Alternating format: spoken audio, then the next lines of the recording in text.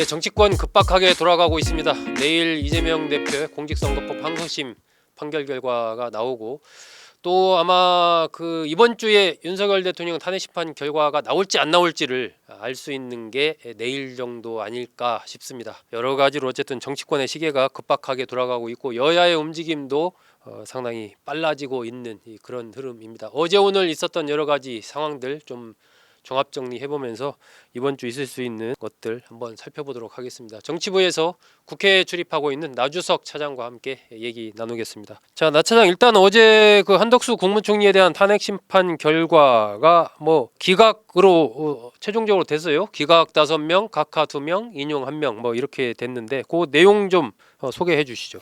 어제 말씀하신 것처럼 헌법재판소는 한덕수 국무총리에 대해서 이렇게 탄핵 심판 청구를 기각한다고 했었는데요. 네. 그동안 정치권에서 나왔던 얘기 중에 하나는 이게 과연 대통령에 적용되는 3분의 2 규정을 적용하는 게 맞는지 아니면 국무위원회에 해당하는 제적은 과반수가 맞는데 여당에서는 계속 이 부분이 3분의 2라고 했었는데 이번에 과반수 표결이 맞다는 쪽으로 이렇게 다수 의견으로 이렇게 정해졌습니다. 151석이 찬성하면, 그러니까 권한대행 국무총리 권한대행일 경우에도 탄핵할 수 있다 이렇게 된 거죠. 네, 우리 헌법 만든 분들도 아마 대행이 또 탄핵될 수 있다는 생각을 못했을 텐데 그런 상황이 됐을 때 헌법재판소 판결을 내렸고요. 근데 중요한 거는 이번 5가지 쟁점이 있었는데 특검을 임명하지 않았던 거, 이거 관련해서 헌재는 뭐 제2호구는 대통령 권한대행이 할 수 있는 거다. 네. 그리고 비상계엄 때 했던 일련의 행적에 대해서도 뭐 총리가 한 행동에 대해서 위법성을 찾아낼 수 없다. 그리고 한동훈 전 국민의힘 대표하고 공동정부 운영 관련된 부분도 여당과 정부가 협력하겠다는 거니까 크게 문제 제기할 거 아니다. 그 정도 할 수 있다. 그리고 또 특검 관련해서는 뭐 이렇게 추천을 안 했는데 이거 문제 있지 않는데 10일 정도 경과된 거여서 이 정도 시간만으로는 좀 판단하기 애매하다. 네. 그리고 좀 관건이 이게 헌법재판관 임명관이 있었는데 이거 관련해 가지고는 그 일단은 헌재는 국회를 통과한 이 3명에 대해서 이렇게 선출 과정을 거쳤는데 자격 요건을 갖췄다고 판단했습니다. 네. 다만 그러니까 저기 임명해야 할 의무가 있는데 그리고 임명하지 않았던 거는 헌법이나 국가공무원법 위반까지는 했다고 판단하고 있습니다. 다만 이 건이 그러니까 대통령 권한대행이 탄핵돼야 할 정도로 이렇게 위중하지 않다고 판단했던 겁니다. 법적으로 뭐 법을 좀 위반한 부분은 맞지만 중대성 측면에서 봤을 때 탄핵할 정도의 중대성이 있는 건 아니다, 이런 판단했다는 얘기죠. 네, 맞습니다. 어제 어쨌든 그래서 이제 한덕수 국무총리는 직무에 복귀를 했습니다. 산불 문제부터 시작해서 여러 가지 경제적인, 정치적인 지금 상황 자체가 많이 또 돌아가고 있기 때문에 한덕수 국무총리가 권한대행으로서 좀 국정을 안정 할 수 있는데 최선을 다하겠다 하고 이렇게 지금 직무를 다시 시작한 그런 상황이고요. 근데 야당에서는 일단 그 최상목 그 부총리 겸 기획재정부 장관이죠 이제. 네. 최상목 장관에 대한 탄핵을 계속 추진하겠다. 네, 맞습니다. 이렇게 이제 입장을 밝혔어요. 예, 어제부터 계속 일관되게 오늘 또 얘기했는데요. 네. 오늘도 뭐 박찬대 원내대표 같은 경우에는 뭐 한덕수 권한대행보다 더 중요한 탄핵 사유를 갖고 있다.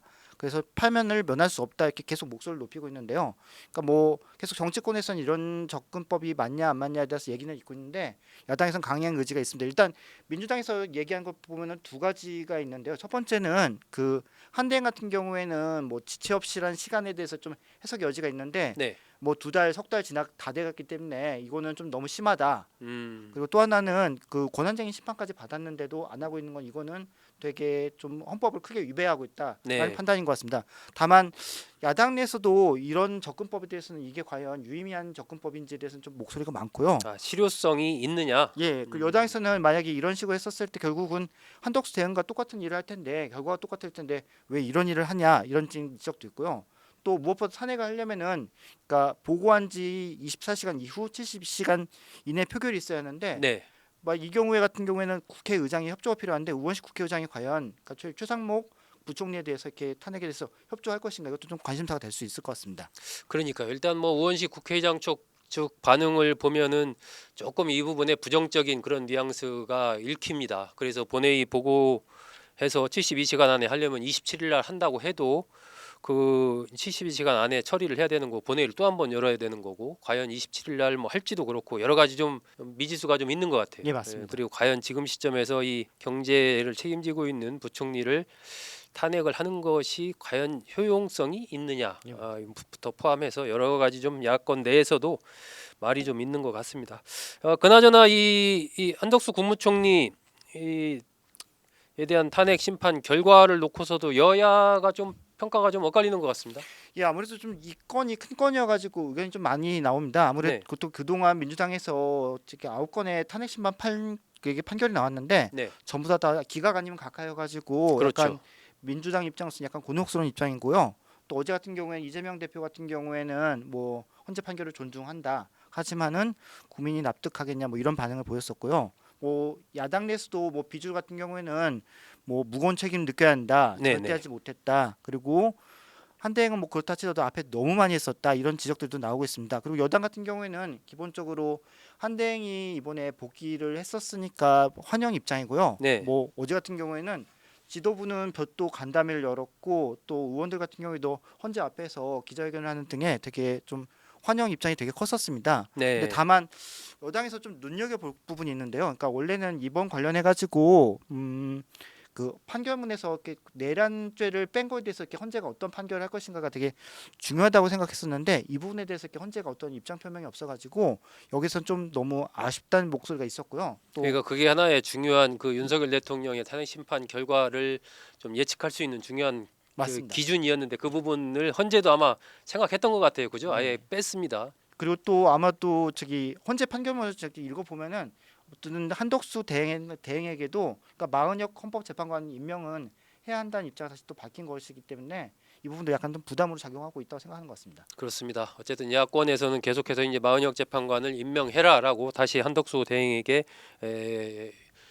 요구를 했고 한대행은 이에 대해서 이제 조금 아직 뚜렷한 입장을 밝히지 않고 있는 뭐 그런 상황입니다. 일단 국민의힘에서는 한덕수 국무총리 그에 대한 탄핵 심판 결과가 이게 윤석열 대통령 탄핵 심판 결과의 예고편 아니냐. 결국 윤석열 대통령 탄핵 심판도 기각이나 각하가 되지 않겠느냐. 이런 희망 사항 섞인 관측 이런 것을 많이 지금 내놓고 있는 것 같습니다. 요즘 이렇게 정치권에서는 희망회로라는 말을 많이 쓰고 있는데요. 그러니까 각자 이렇게 잘 되는 쪽으로 이렇게 모든 일들이 발생해도 그런 식으로 생각하는 방법이 좀 하는 것 같은데 이번 건이 딱 그렇게 작용하는 것 같습니다. 그러니까 판결문에 어떠한 내용들 전부 다 자기들한테 유리하게 작용한다고 생각하는 것 같은데요. 네. 근데 오늘 같은 경우에는 좀 그동안 좀 그 뭐 입장을 좀 조심하게 밝혔던 권성동 국민의힘 원내대표 같은 경우에도 뭐 자기가 그동안의 경험으로 미쳐봤었을 때 이번에는 기각 가능성이 높아 보인다라고 아, 했었고 예. 뭐 주진우 의원 같은 경우에는 이게 국민의힘 법률위원장을 맡고 있고 검사 출신이고 한데 이분 같은 경우에도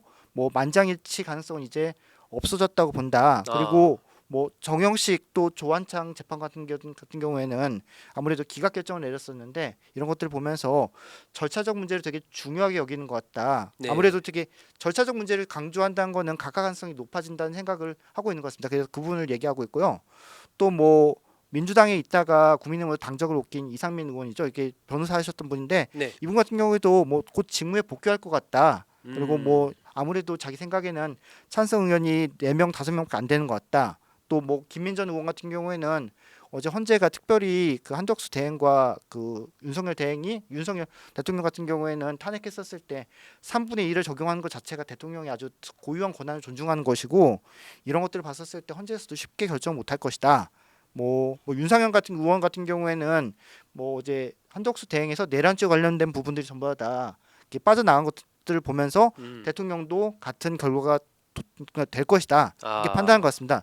근데 아직까지도 아까 말씀드렸던 것처럼 내란죄 문제가 이렇게 헌재 이번에 한덕수 대행 판결문에서 확실하게 전개 해결됐냐 이 부분은 아주 미지수입니다. 그러니까 어제 저희는 그 저희 법조 기사 중에 제목이 좀 재밌었는데 네. 한덕수 사건에서 그 저기 비상계엄 관련 답안지는 빠졌다라고 했었습니다. 그러니까 마찬가지로 그러니까 아마도 이번 한덕수 재판에서 그러니까 판결에서 그 내란죄 부분이 어떻게 다뤄졌는지를 안다면은 윤석열 대통령 향후 탄핵 심판도 역시 예측할 수 있었는데 그 부분이 다루지 않아서 아직 좀 밋밋한 부분이 있는 것 같습니다. 네, 어쨌든 여권 국민의힘에서는 윤석열 대통령의 탄핵 심판 결과가 각하 내지는 기각될 것이다라는 목소리가 과거에 비해서는 훨씬 높아진 것이 사실입니다.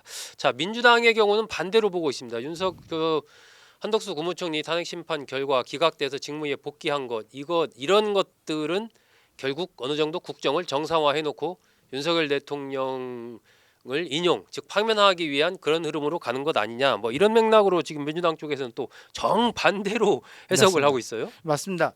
그러니까 어제 김동연 경기도지사 같은 경우에 이렇게 그런 말씀을 했는데요. 그러니까 저기 대통령의 판결에 앞서서 이렇게 한 총리 한동훈 원래는 선입선출이라고 해서 먼저 들어온 건을 먼저 그 처리를 해야 한다는 얘기가 있었는데 그 순서가 깨지고 한대행이 먼저 했다는 얘기는 사실은 뭐 윤 대통령 탄핵이 먼저 이루어진 다음에 순서가 했었을 경우에는 뭐 권력 문제, 승계 문제가 좀 있기 때문에 이 문제를 좀 말끔하기 위해서 한대행을 이렇게 먼저 이렇게 판결한 것이다라는 얘기도 있고요. 어제 네, 박홍근 의원 같은 경우에는 그 어제 헌재가 기각이 아니라 그다음에 그러니까 각하가 아니라 기각 결정을 내렸다는 거는 일단은 현재 8명 재판관에 대해서는 일단 신분에 문제가 없다는 것을 확인받은 것이다.